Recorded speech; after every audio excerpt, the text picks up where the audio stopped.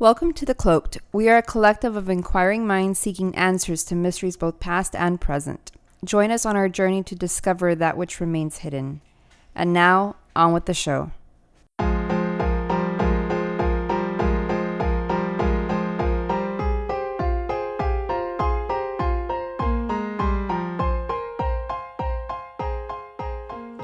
And welcome to another episode of The Cloaked. I am your host, White Owl.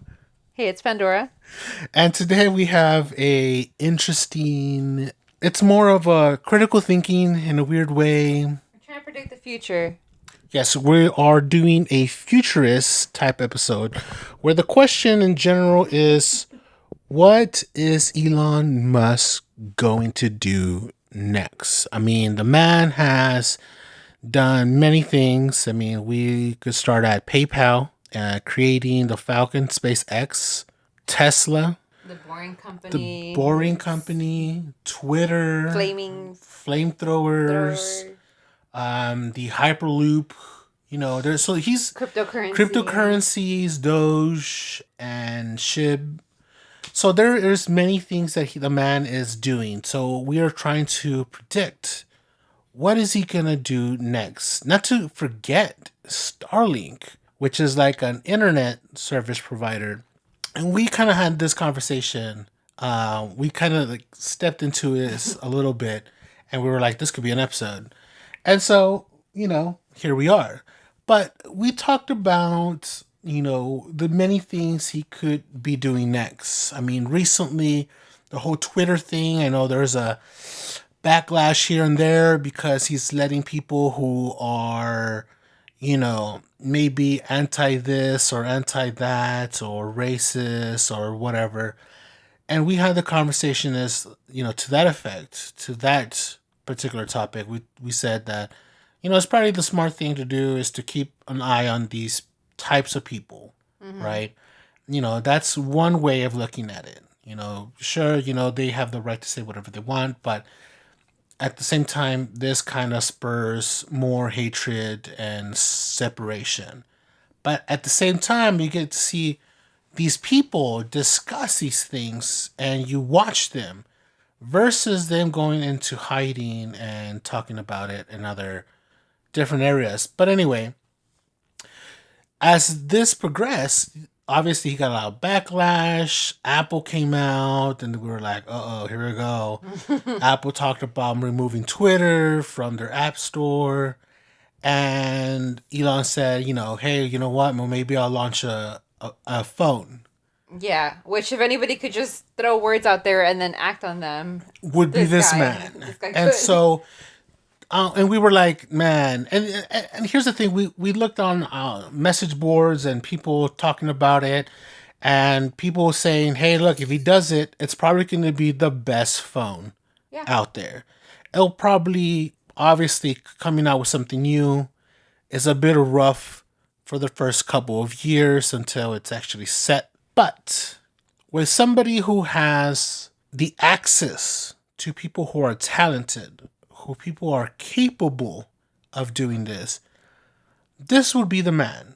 Now, a lot of people, you know, don't like him. You know, obviously, a lot of people, because of the things he had said, left Twitter, which I thought, in my opinion, him talking about working these crazy hours was more of a tact of removing the people who weren't going to be as hardworking.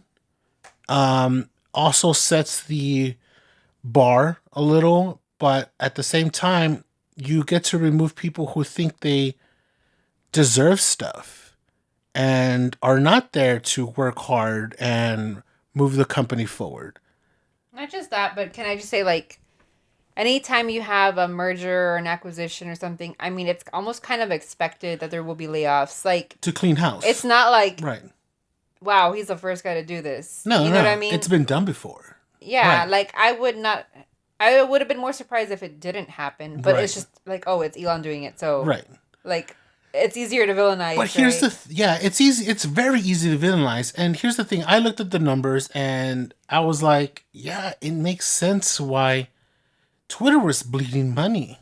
Investors weren't happy. They weren't being truthful about their numbers with all the bots and stuff like that. Like there's more bots than there's people in Twitter. Yeah. And so they weren't being honest. And so this oversold advertising to many companies. And so your reach wasn't what you really were reaching. Exactly. Yeah. So if you are a business, let's say you are X business, and you want to promote your product, and they're saying, hey, it's reaching in a week it could reach over 1 million people. Let's just say crazy numbers. In a week it could reach over 1 million people. And you find out that 60-70% of those it's reaching are actually bots and not people, we have a problem. Yeah. And that's what Elon was basically getting at. The math wasn't adding up. And when you look at those numbers, when you look at the ads, when you look at what people are paying for, yeah, it wasn't adding up. It was a bad business. And a bad business for those advertisers. Right. And then the matter of censorship. Yeah. So he's trying to get people back on Twitter, whether these are bad people, quote unquote. And he's just trying to get more people on the platform. But they're real people. Exactly. The truth is coming out. Right. And so the certification on that level is someone that's going to be more difficult. They're trying to increase the revenue because he knew people were going to leave. So he's trying to figure out how he can still make money and still maintain the company afloat. Now, there's a lot to unfold there. But anyways, I digress. So what is the man to do next? So this phone, for example, he would have the communications already set because of Starlink.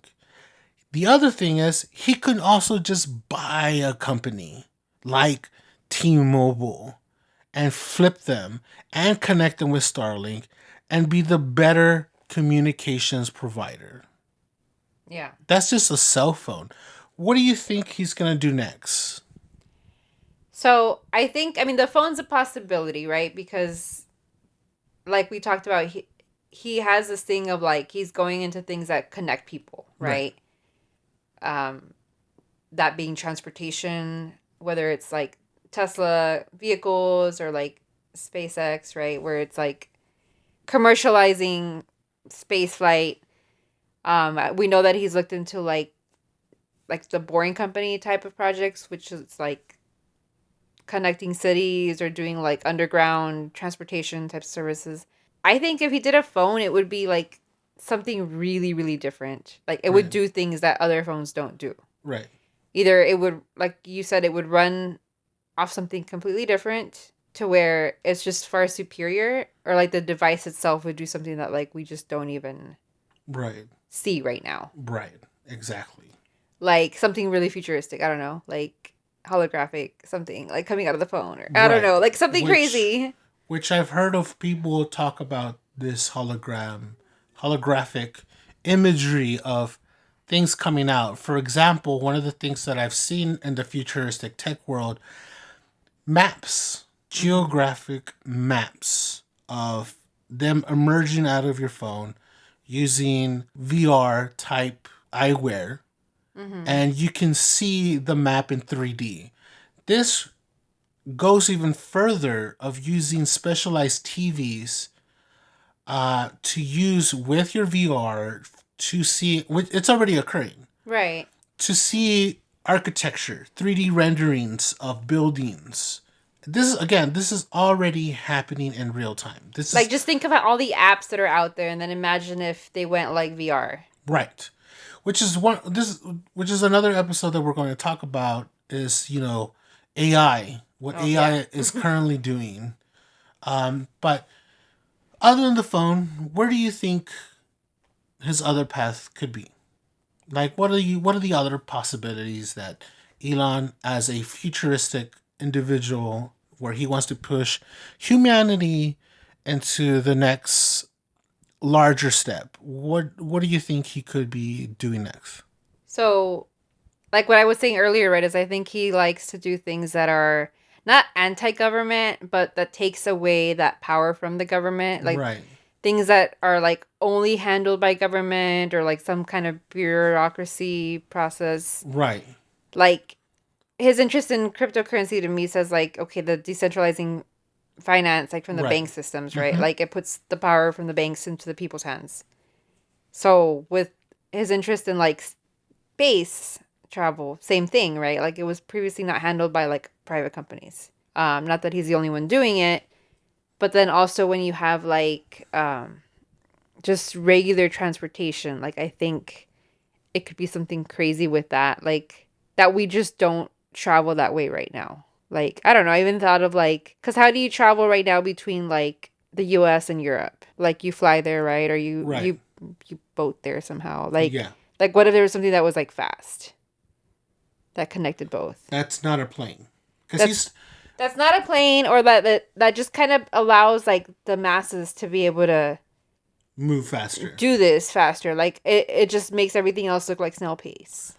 Because we've talked about planes, and that's something that he's mentioned before in several other podcasts and interviews, that there's too much of a logistical issue. And he's right. There is too much of regulation on that level, and also logistical. Planes, like honestly, I don't know. Well, no, I'm not. That's what I'm saying. Planes wouldn't be it, because he said planes wouldn't be my thing. Yeah. I'm thinking land bridge. Yeah. Some kind of hyper bullet train of some sort, linking New York to fucking London, or like underground bullet train. Some movie, some crazy thing like that could potentially be the next thing. I also said, well, what if he did medicine? What if he did something that is so unexpected? Like, what if he put his money into like curing cancer, or like something that, like you said, something that people wouldn't expect, not just something that benefits people in a way, but I feel like tech is where he's obviously been concentrating with. So what else can be futuristic other than transportation and money? It's kind of a hard thing to kind of grasp of what is there. And you and I had talked, again, like I said, we had talked about this before. And I said, well, he could probably revolutionize the way we see gaming, the way we do gaming, the way we participate in that. How can he connect that with the cell phone or a VR or his internet? Like, how does he put all that together?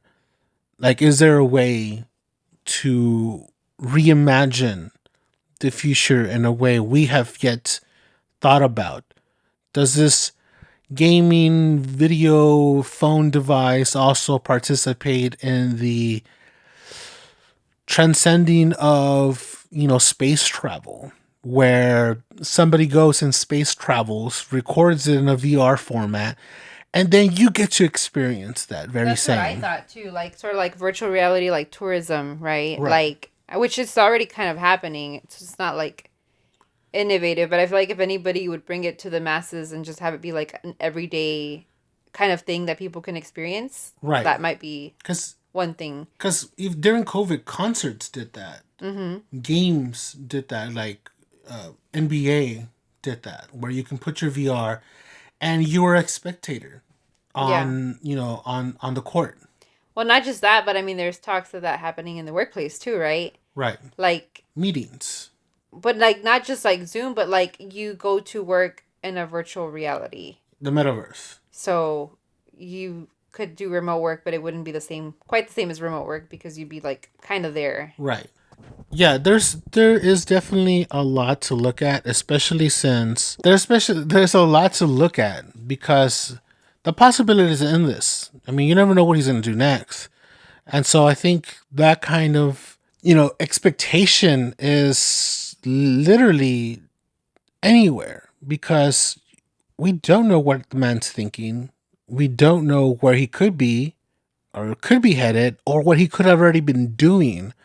Because the way I see the way he works is very chess-like, making moves ahead of time, planning things ahead of time for when the execution needs to be had, it's already kind of been set, even though he's very trial by error. So a lot of the things that he does have some kind of error or fault, but he continues and learns from that. And he, it appears to be that's the mantra, right?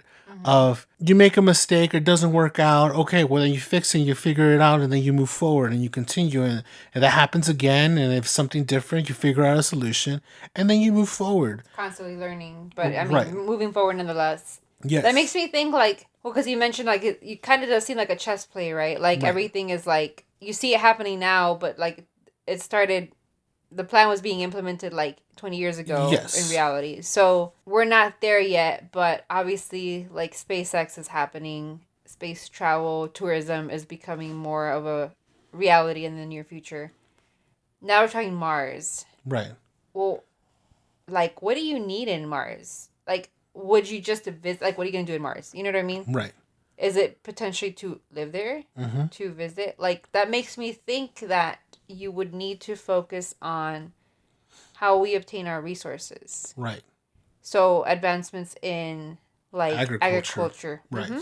That could be a thing. Or fixing your air or your water. The things that we need at the most basic human level, but revolutionizing how we can use it or clean it up or all that, because it also goes along with climate change. Right. Right. And if you're thinking big global future thoughts, that's going to be a problem. Right. That's going to need a solution. Also, how homes are built. If they're going to colonize Mars, colonize the moon, well, building all that has to be efficient in a way that it's easy for anyone to just build. You can't just go to Home Depot or Lowe's. Right. It's going to be very different. Yes, exactly. And so all of that has to be sustainable. Sustainable, exactly. Self-sustainable, yeah. And so, yeah, there is a lot to think about, and you need a lot of hands to look at the different possibility of mistakes and errors and things that you're not seeing. And yeah, that could definitely be something for the future. I think it's just one of those things that we're just going to have to sit and wait and see what the man does next. Right? Yeah. He'll probably tweet about it. Yeah, I'm sure he'll tweet about it. Well, hopefully you guys enjoyed this episode. Tell us what you think. Hit us up in the comments and let us know what you think Elon Musk could do next. Later, guys.